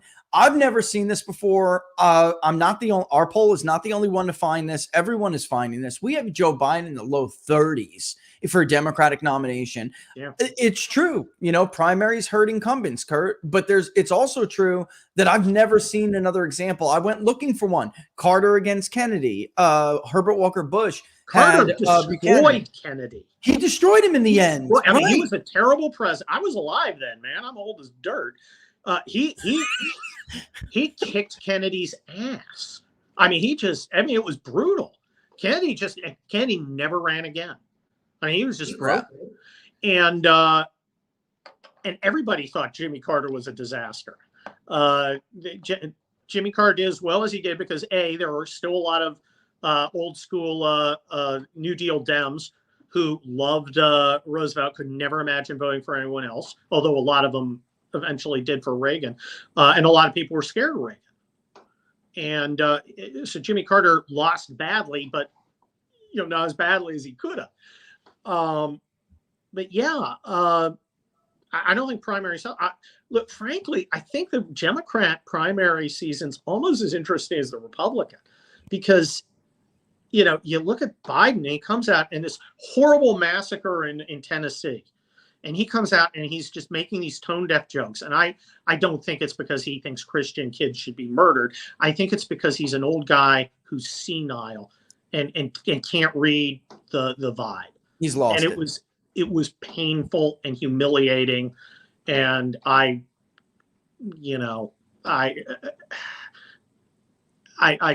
think his family is doing him a grave disservice right now. But it's what my wife always says. Honestly, yeah, it's like I said, Laura, don't ever, if I'm in this game that long, do not let me walk around like that, please, honey. Yeah, have some sympathy for me, yeah, and let me go with dignity. Yeah, and our enemies are taking notes, and they see he's weak. That's not good on any level. But I mean, is he really going to run? Because he can if he wants to. The nomination is his for the taking. All he has to do is reach out and take it. And if he doesn't, look at the bench. Everybody thinks Kamala's a joke, starting with when Joe Biden thinks you're incompetent. Right. And then there's Pete Buttigieg. The top three, I'll give you what we got. After Joe Biden, who's at 31.2, we did throw Michelle Obama in there, and because people wanted us to just hypothetically put it in there. She was number 2, Kurt, with 12%. Yeah, I don't see her running. I hope she doesn't, because I think she could be a threat, because there are stupid people who would go, she seems nice. Yeah, and that would be a nice thing for the country, right? Just in symbolically. And it's there. Those people are there. And there are a ton of Democrats who told us if it's not Michelle, then they won't vote, which is crazy. I don't know if that's true, but yeah. How about Hillary? How did Hillary do? Hillary came in at 7%. Bernie is still he was number 3, so he was ahead of Kamala. Pete Buttigieg after Kamala, then Hillary, Gavin Newsom. We had Robert Kennedy in there just to see if Democrats would even still consider voting for a Democrat like that. No way. I mean, at least not now. Look, I think on paper, Gavin Newsom checks all the requirements. And the reason he checks all the requirements is there's literally no ideological requirements for a Democrat. You just have to. No. I mean, we used to fight over ideology. Now it's just power, and that he embodies that. This is a corporate leftist. The guy was working the phones to save Silicon Valley Bank. I mean, Well, that's the thing. How are you going to perform in a Democratic primary if you're Gavin Newsom? You need non-white support. And he doesn't, as of right now, he just doesn't have it. Oh, really? That's actually why Hillary's still in the game, because she has African-American support, which just, they hear Hillary Clinton, they hear Clinton. And I think it's years and years old. Look, Bill Clinton was probably the greatest political talent of the post-war era, maybe Reagan, but holy cow. Yeah. But, people were loyal. Remember, for decades, people were loyal to the Democrats because of Roosevelt, and Clinton is remembered fondly because the 90s, despite being the root of many of our problems, are largely remembered fondly. That is so true. Has never been more true about a recent decade, where it's remembered for the peace dividend, for prosperity, but because everything was relatively decent, we made so many stupid, reckless decisions. Yes. And now they came back to haunt us, and it's tragic. But yeah, we're the janitors of American history. We got to clean it all up. That's right. That's right. But I don't know. What do you think about Biden running? I think he's going to, because the White House is, it's hard to run against an incumbent president because they'll hurt you if you try. Yeah. So they're making all of the moves right now, all of the signs. About 6 weeks ago, the DGA met in DC. Murphy was like, listen, nobody's running against Joe. Joe is our guy. Stay out. And you got poor Representative Phillips in Minnesota, who's like, the guy's in the 30s. We need a new guy. But they think in the 30s and 80s all at once. It's an amazing straddle, Kurt. It really is. But yeah, they think that it's just at this point, he thinks that at this point, if he's this bad now, 2 years from now, it's just, we're not going to be able to do this the way we did it in 2020. They're not going to fall for it again. It's all there. So he's worried about it, but he is a minority voice. A couple of people will talk to Politico off the record and say they agree with him, but everybody else is basically unified behind him, and that's it. I think Dr. Jill wants to stay in the White House, and she's going to do weekend at Joey's for the next 6 years if she's got to. Right. But they've got really, look, we've got an okay bench. They've got, we could, Pompeo's okay. Nikki Haley's terrible, but, DeSantis is good. Trump is good. They've just got such a terrible bench, but in many ways, it doesn't matter. This is a party. We are post ideology. This is how Fetterman got elected. I was just going to bring that up. Yeah. But here's the thing. You give me a Republican who's like a brain dead Shrek, I'm going to vote for him over the Democrat because I have to. because it's not ideological anymore, because it's only about power. Suddenly everything's a giant threat. You could have voted for Jimmy Carter, and he's not going to threaten your livelihood or your future, or maybe throw you into jail. I can't say that about these guys. Yeah, they made this about survival now. I'm a criminal. Yeah, this now is beyond that, because it really is. They made it about survival. If you're a Democrat, you view the right to literally be a bunch of dangerous, intolerant Nazis, even though that's ironic. But that's how they push the other. Who doesn't want you to be able to have a slice of the American dream. They're trying to prevent you from getting it. And then if you're on the right at this point, you're just hoping you're not indicted because you sent a text message to the wrong person at some point, or you're being, we asked people whether or not they thought media, entertainment were being hostile to their values, reflect their values. All of the hostile to my values came from Republicans. There were some from independents, but Democrats either said they were neutral to my values or reflect them. Yeah, independents, they were kind of like, I don't know, I guess they're neutral. Republicans, they were hostile. I'm under attack. Well, you look at the last couple days in Tennessee, where the big concern was, we better not misgender this person who murdered 6 Christians, including 3 kids. And we want to make sure we don't misgender, that is, lie about, the sex, because we have to cater to delusional lunatics. We're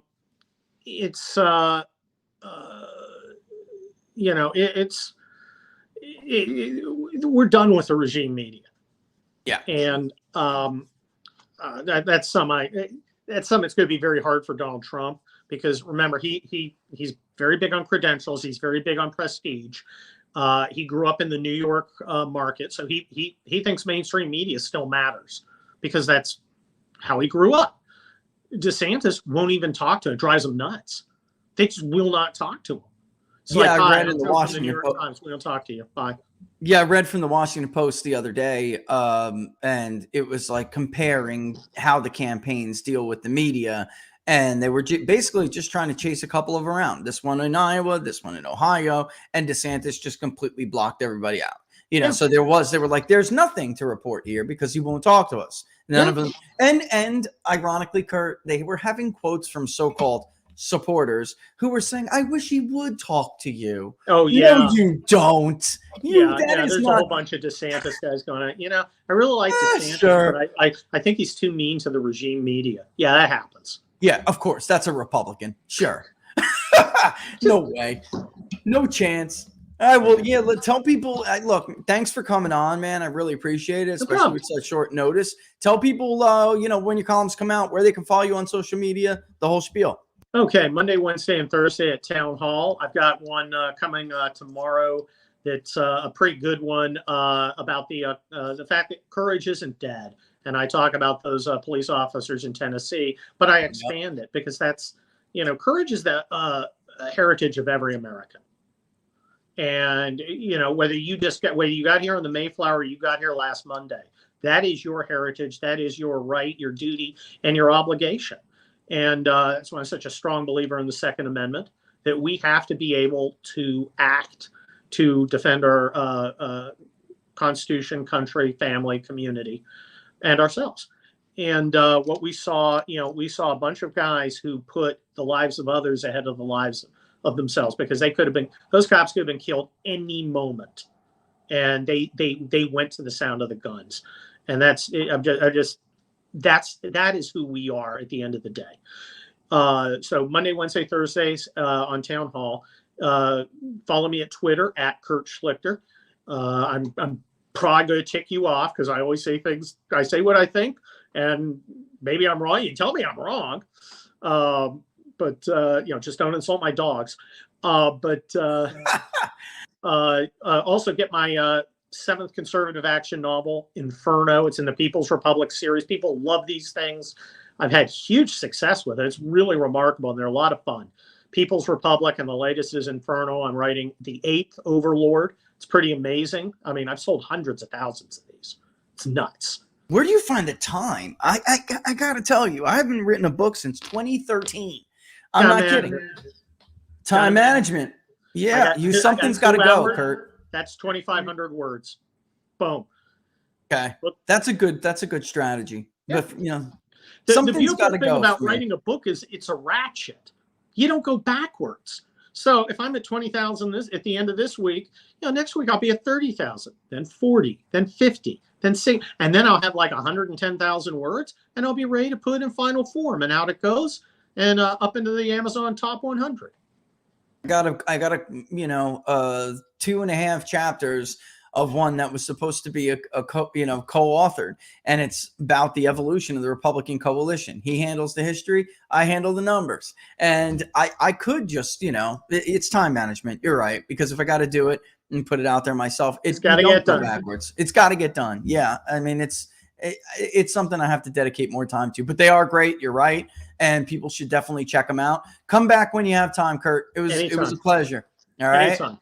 All the best, my friend. Kurt Schlichter, go check him out, ladies and gentlemen, on Town Hall. All right. And Laura put up his handle on Twitter. Check him out. And it's a staple for me. Tomorrow's another one. I try to catch at least once a week, but this one that came out today, I just read it to you, but man, that's it. Him and I both saw the potential in Chris Christie all those years ago, which he blew now by being, it's funny because I get you don't think that you could stay in that same lane, so you have to alter your approaches. And he had some really good ideas when it came to Social Security. Trump had the same. That's the problem. And I think what Kurt said was right, which is he just one-upped him, more than one-upped him, two-upped him, three-upped him. He had a chance to do fairly well in New Hampshire, and those voters just abandoned him and said, I'm going to go with Donald Trump. I don't see a lane for him this time. I just don't. 80% of the Republican vote in the presidential primary is basically a new right vote. I just don't see where Christie's going to punch through that. And he could have been new right. Years ago, I wrote an article. You can find it. It's on People's Pundit Daily. You can find it about Chris Christie being the most dangerous Republican candidate that was out there. That was pre-Trump. He just was getting ready to cream the Democratic challenger in re-election, and they were afraid of him. That's why they did Bridgegate. There's no doubt. That's why they manufactured Bridgegate.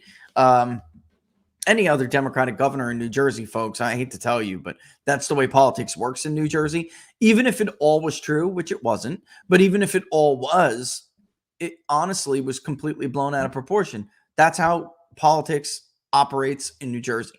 If your political opponent doesn't, get on board, or you have to beat them or outmaneuver them, you use the levers that you have at your disposal. If you're a Republican, you're greatly disadvantaged because it's machine politics in New Jersey. Democrats have all of the levers. So Christie saw that he could pull levers to get endorsements and get support, and he did it. That's what any governor of New Jersey would have done. This idea, there's an ambulance and somebody died waiting to cross. That's nonsense. That never happened. But those stories hurt. They hurt bad. All right. And they knew it. That's why they did it, though. But at the end of the day, he's betrayed what he claimed he stood for. That's just it. That's all. He didn't do a good job redistricting for Republicans. He was in charge of that. The overall effort to redistrict, that was the worst, biggest blown opportunity to embed yourself with district advantage. I actually think Republicans lost ground. I think 2022 proved I was right. They won the popular vote and got a bare majority. That's it. A 3.5 point popular vote win, 10 years ago would have resulted in an absolute blowout in the House. All right. As we saw, not once, but twice. All right. It's 1:57 already. Wow. All right. So on Friday, we'll do a lot more. We'll do a lot more Q&As because I was watching a lot of your questions. We'll even get some of them about Kurt, but I wanted to have him on because I've known Kurt for a while now. And, this is going to happen during primaries. It is, like I said, the silly season. He's going to be a Republican vote no matter what. But if you read on Twitter, it's like, it goes both ways is what I'm saying, but that is not it's just not the case. Some of these arguments I've seen against them they're not true, so there we go. This idea, I wonder, and I'll read it and we'll see, maybe we'll have him back on to see, but he said that, that we are courageous, the Americans, the national identity. If we were like looking at Benedict Anderson, what imagined community did we create? Would courage be one of those characteristics? The Europeans used to look at us like we were barbarians. Look at all of those Americans with their guns, and they do all this crazy stuff and manifest destiny. And, but that is kind of what he's talking about. And I wonder how much of that can survive, especially when you're getting rid of other core elements in society or in our belief system that made us that to begin with. All right. Big problem with this gun debate, and I've been saying this for years, is that you have an entire side of this debate that doesn't know anything about them, doesn't know anything about the culture of them, doesn't understand why we even have a Second Amendment. They would just assume, give up every right that they have, to be guarded by some police power. This was an example of police doing a phenomenal job. And God bless those two guys. Bless them all. But, the two that went in and handled business. That is not always the case, as we saw with Sheriff Scott Israel and his team. That is now not... It is not a sole example of police officers just hanging back and letting the horrible happen. And if you read Kurt's column, in the day-to-day things that don't make it into the news, the big problem is that what risks are some of these police officers willing to take to help to protect you from those bad guys? If they could potentially have a bad guy above them prosecute or persecute or come after them for doing it. It's all upside down. It really is. All right. Thanks again to Kurt for coming on, our guest for today. And we will be back Friday, noon Eastern Standard Time. Sunday, the book club, 3 p.m. That is the last chapter reading anyway. We may do an additional week of discussion, but maybe not, probably not. All right. So Tragedy of Great Power Politics. This is the new edition. This is the OG. I have both. I had to get this though, because we're now reading, after reading all of Offensive Realism, the theory behind Offensive Realism, John Mearsheimer, who has predicted a lot about what is happening in Eastern Europe, and he's actually perfect so far. The last chapter is Can China Rise Peacefully? And we're halfway through it now. That is the main question. It doesn't look good. It doesn't look good at all for the prospect of that. And if you want to get in it, you don't need to buy the book. But if you're, especially members on YouTube as well, supporters on Locals, members on YouTube, if you just want to hear out the discussion, it's going to be a great one. So try to set some time aside if you can. Sunday, 3 p.m. Eastern Standard Time. We'll be back with Inside the Numbers on Friday, noon. But don't forget, Tuesday, we're going to have a special for the Wisconsin Supreme Court race. Just got the embeds when we were on the show, which is really cool. We're going to make sure that everything's up and running and working fine. It should go without, we've had some tests. Everything was good, went off without a hitch. So we should not have any repeats, all right, of what happened. And again, you never know. Life is unpredictable, but we're not going to have a repeat of exactly what happened. That's not possible anymore. So really looking forward to it. All this is a test run. Mississippi, Connecticut, we're going to be doing a lot of these this year. And all of this is leading up to, of course, the primaries and then the main event, right? So Friday, noon, we'll answer. You had a lot of great questions in here. So we'll make sure we get around to it on Friday, or at least most of them. All right. Thanks for watching, folks. We'll see you then. Deuces. Laura said deuces. Just couldn't hear him. All right. All the best, folks. Stay safe.